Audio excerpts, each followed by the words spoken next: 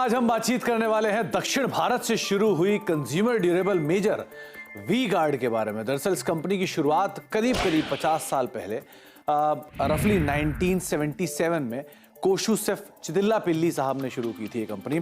और उस समय पर ये कंपनी उन्होंने 1 लाख रुपए की जो पूंजी अपने फादर से ली थी उसके साथ शुरू की थी। दरअसल इस कंपनी की शुरुआत तो उन्होंने अपने घर से जुड़े हुए एक 400 स्क्वायर फीट के एक गैरेज के अंदर की थी। और शुरुआती कारोबार में उनके साथ महज 4 लेबर थे जिनके साथ उन्होंने शुरुआत की, लेकिन धीरे धीरे इस कारोबार को उन्होंने एक्सपैंड किया।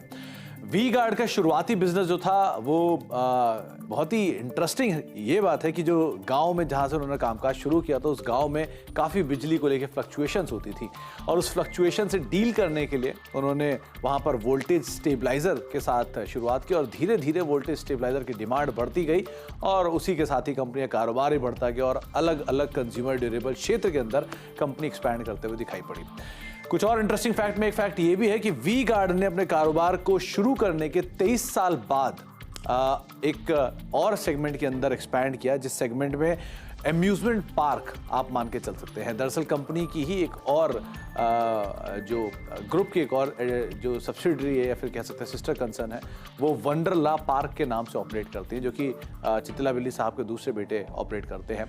लेकिन इसका जो शुरुआती नाम था वो था वेगा लैंड, जिसके साथ इन्होंने शुरू किया था। बाद में इसका नाम बदलकर वंडरलैंड रखा गया और इसके पीछे भी एक बड़ी अहम कहानी है, जहां पर जो कंपनी के चेयरमैन साहब हैं उनको घूमने का काफ़ी शौक था। तो एक समय पर वो घूमने गए विदेशों में, जहां उनको एक कंसेप्ट काफ़ी पसंद आया, किस तरह से डिज्नीलैंड के अंदर या अलग अलग अम्यूजमेंट पार्क्स के अंदर उनको भीड़ दिखी। तो उनको लगता है कि इसी तरह का एक अम्यूजमेंट पार्क जो कि वर्ल्ड क्लास अम्यूजमेंट पार्क होना चाहिए वो भारत में ही बनने की ज़रूरत है। तब उन्होंने आकर इसकी शुरुआत की दक्षिण भारत में और धीरे धीरे वो वेगा लैंड, फिर वेगा लैंड से वंडरलैंड बनता हुआ दिखाई पड़ा।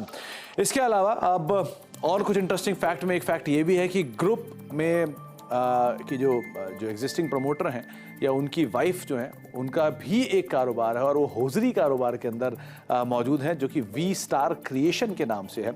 और साथ ही साथ ये मेल फीमेल होजरी के अंदर कामकाज करता है और साथ साथ उनके कई सारे रिटेल आउटलेट्स भी हैं।